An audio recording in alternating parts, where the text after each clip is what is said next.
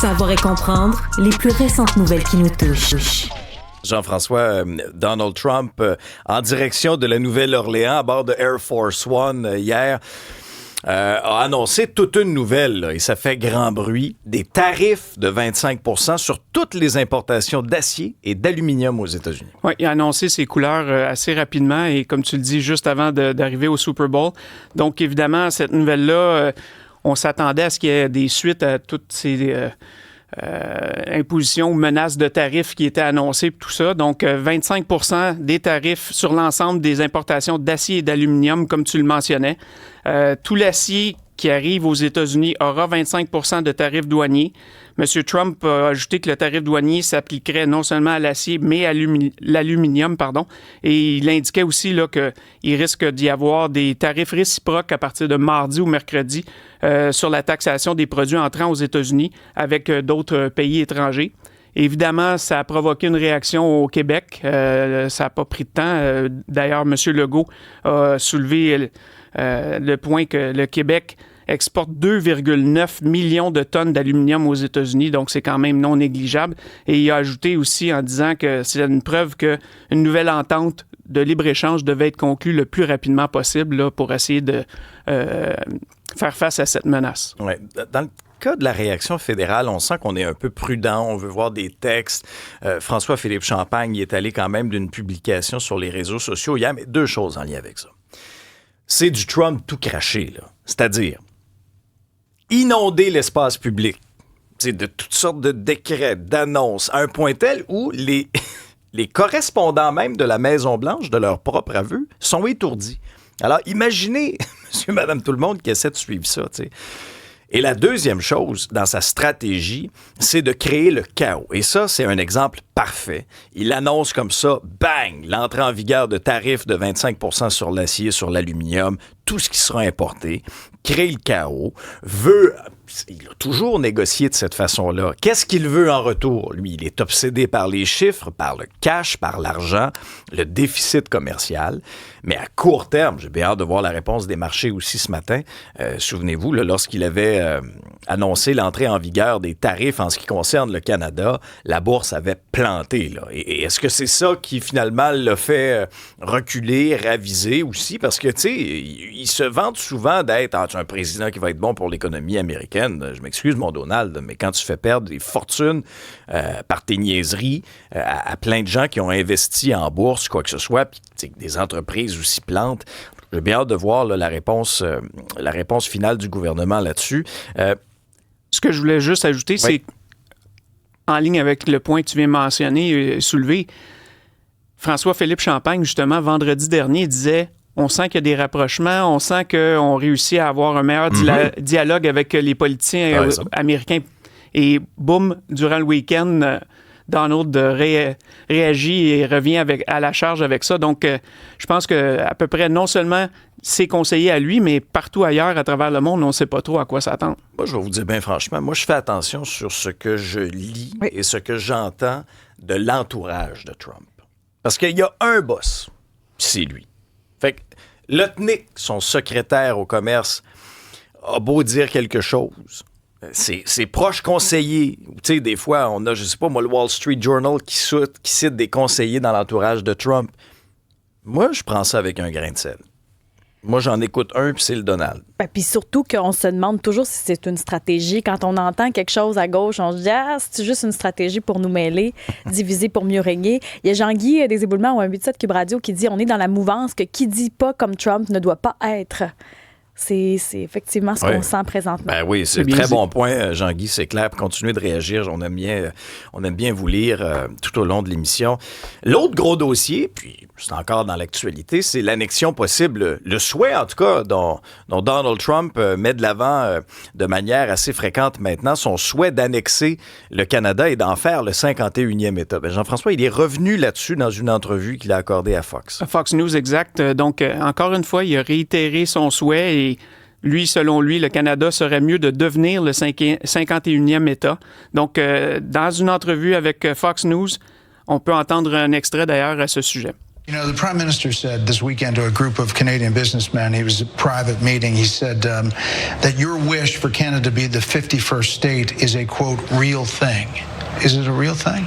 Yeah, it is. I think Canada would be much better off being a 51st state because we lose $200 billion a year with Canada, and I'm not going to let that happen. It's too much. Why are we paying $200 billion a year essentially in subsidy to Canada? Now, if they're a 51st state, I don't mind doing it. Donc, il a réitéré encore une fois le déficit commercial de 200 milliards de dollars. Son obsession. Son obsession, comme tu le mentionnes. Et il a justifié aussi ce projet-là en disant que la contribution insuffisante du gouvernement canadien à la défense n'est quelque chose qui n'est possiblement que temporaire. Donc, il ne peut pas se fier là-dessus, sur ces promesses-là, pour dire, OK, je vais attendre avant d'aller de l'avant. Et c'est pourquoi... l'idée continue de faire son bout de chemin là, dans sa tête. Oui, puis tu sais, sa stratégie est claire. Là. Il veut nous mettre à genoux. Et ça marche. Il veut nous asphyxier économiquement. Et en même temps, c'est à nous autres à se réveiller. Là. Cette semaine, il y aura des représentations, certains premiers ministres, dont M. Legault, qui vont se rendre à Washington. C'est correct, on fait des représentations. Mais à court terme, là, il y a deux choses. Là. Ça presse de renégocier l'ALENA. Parce que Trump respecte même pas sa signature. Et l'autre, à un moment donné, il faut aussi briser notre espèce de dépendance aux États-Unis. C'est clair, c'est facile de faire du commerce avec les États-Unis. Ce sont nos voisins. Mais comme parfois dans la vie, le bon voisinage, c'est pas un acquis. Là. Non, mais c'est vrai, ça. Je sais pas si c'est ce que ça nous prend pour nous unir davantage. Ça fait longtemps qu'on parle d'être un petit peu plus autosuffisant. Ça veut pas dire de se couper de tout le monde. Ça veut dire d'utiliser nos ressources à bon escient, de nous-mêmes profiter de nos richesses. Peut-être que c'est le coup qui nous manquait pour essayer de se lever, d'être fier puis de prendre le taureau par les cornes. Des fois, l'humain a besoin d'une souffrance X pour s'améliorer puis regarder de l'avant. Je sais pas si ce sera le coup. Il y a des artistes qui me disaient, je pensais pas que Trump allait solidifier le Canada. C'est intéressant ce que tu dis. Moi, j'ai vu hier, je suis allé, j'avais congé hier, je suis allé, je vais vous surprendre, je suis allé skier. J'essaie de vous tomber en bas de votre chaise. Température parfaite pour ça, par exemple. J'ai vu dans le secteur où j'étais, c'était pas là habituellement, j'ai vu des drapeaux canadiens installés devant les résidences. C'était la première fois que je voyais ça dans ce secteur-là. En tout cas, là, c'est nouveau. Là, ça vient de faire son apparition. Des tarifs, Jean-François, il y en a aussi qui visent la Chine. Oui, exactement. La Chine, comme on l'avait appris un petit peu plus tôt, la semaine dernière, M. Trump en avait fait allusion. Donc, il parle de l'ajout de nouvelles taxes sur l'acier et l'aluminium en provenance des ports chinois qui risquent d'aggraver la guerre commerciale. Donc, depuis le 1er février, les exportations de tous les produits chinois font l'objet de tarifs de 10 %. Donc, lui, il voudrait aussi y aller avec d'autres produits. Donc, la Chine risque de passer dans le collimateur, si tu me permets l'expression, au cours des prochaines journées aussi. Ouais. En une du journal, Santé Québec. Bon, c'est cette nouvelle structure créée par Christian Dubé qui doit sabrer 1,5 milliard de dollars dans les dépenses. Mais parallèlement à tout ça, on apprend qu'on multiplie les contrats accordés aux consultants privés et ça coûte une vraie fortune. Vraie fortune, effectivement. On parle déjà de 3 millions de dollars. On donne des exemples de contrats en cybersécurité, en finance et un plan de gestion de crise. Donc, une nouvelle agence qui est supposé, comme tu le mentionnais, mieux gérer le réseau de santé. Et déjà, on entend là, ce genre d'informations qui nous force à se poser quelques questions et à s'interroger sur, est-ce qu'on s'en va dans la bonne direction? Est-ce que ça semble prendre des bonnes décisions? On va attendre avant de pousser l'analyse trop loin, mais déjà, effectivement, il y a lieu de s'inquiéter avec ces premières informations. Bon, alors prenons le temps maintenant de décortiquer le match du Super Bowl hier. C'était un match revanche entre les Eagles qui voulaient venger leur défaite d'il y a 2 ans et les Chiefs qui voulaient accomplir ce qui n'avait jamais été accompli dans la NFL, c'est-à-dire remporter 3 Super Bowls de suite. Puis ça a été un match vraiment à sens unique. Tout à fait. Victoire de 40-22 pour ceux qui n'ont pas vu le match ou qui n'ont pas eu vent du résultat. Alors, qui devait se coucher à la mi-temps parce qu'on se lève à 2h30. En termes de courbe dramatique, là, je vous dirais 2 sur 10 pour le punch. Là. Non, c'est ça. Hein.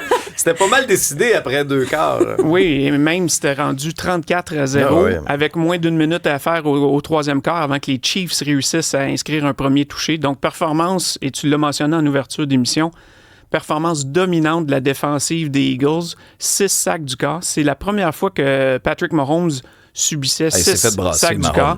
Il a été pressé dans la pochette. Ils ont essayé de toutes les façons de changer leur schéma de jeu pour essayer de provoquer quelque chose. Et vois-tu, dans la première demi, d'ailleurs, Patrick Mahomes a été victime de 2 interceptions, dont une qui a été ramenée pour un toucher.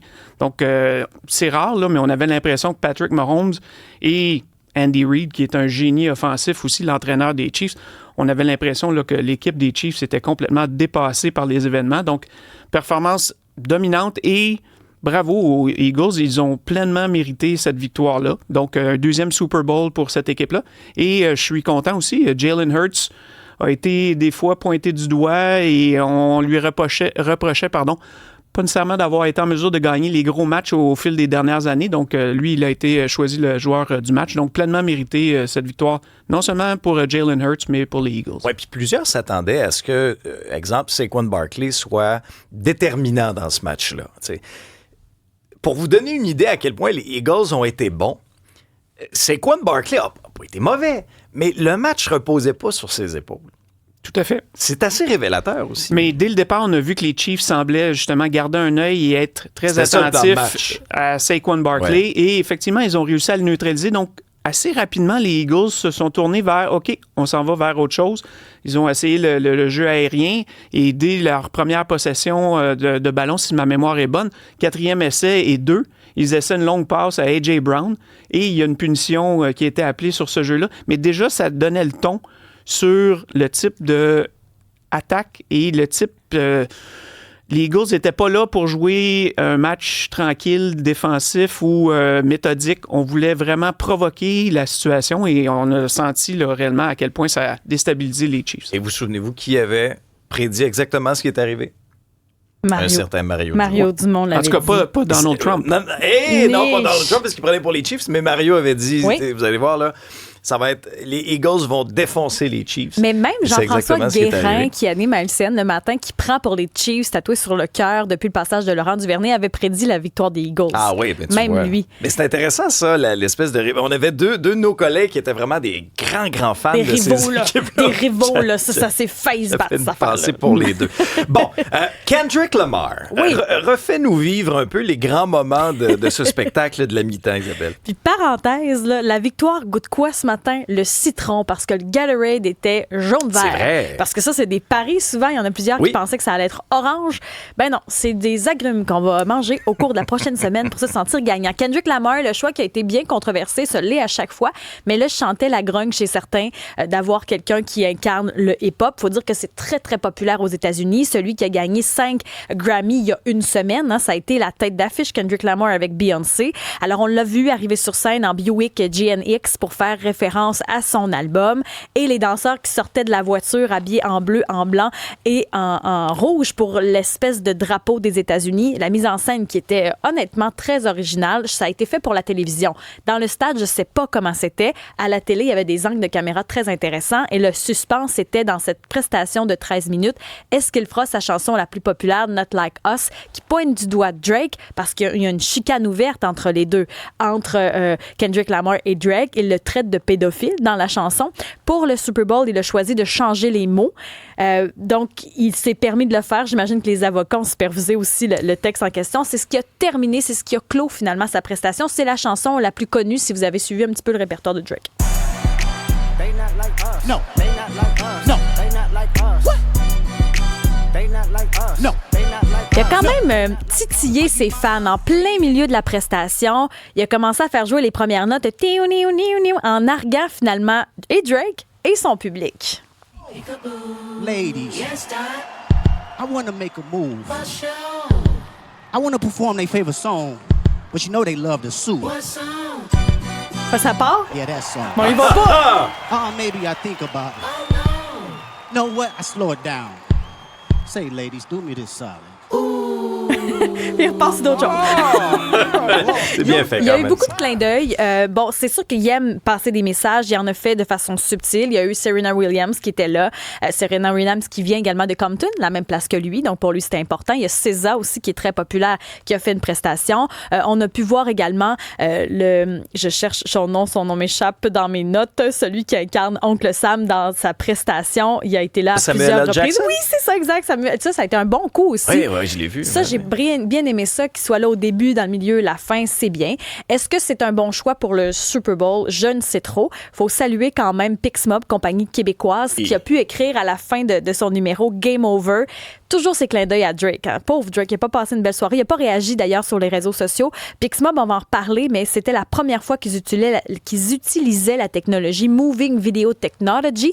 Ça veut dire qu'ils projettent sur la foule des vidéos. La foule devient un écran de télévision. C'est utilisé entre autres dans les spectacles de Coldplay, mais c'est une technologie de Montréal. Ce sont les premiers au monde à utiliser cette technologie-là parce que souvent, tu peux prendre des radiofréquences ou de l'infrarouge. Ils utilisent l'infrarouge pour faire ces espèces de soit game over, comme c'était écrit sur la foule, ou encore les bracelets lumineux. Bref, chapeau à Pixmob, mais on en reparlera un petit peu plus tard dans l'émission. J'ai pu aller visiter leur studio à Huntsic la semaine passée. C'est bien impressionnant. Il y a un peu de nous quand même dans ce spectacle-là.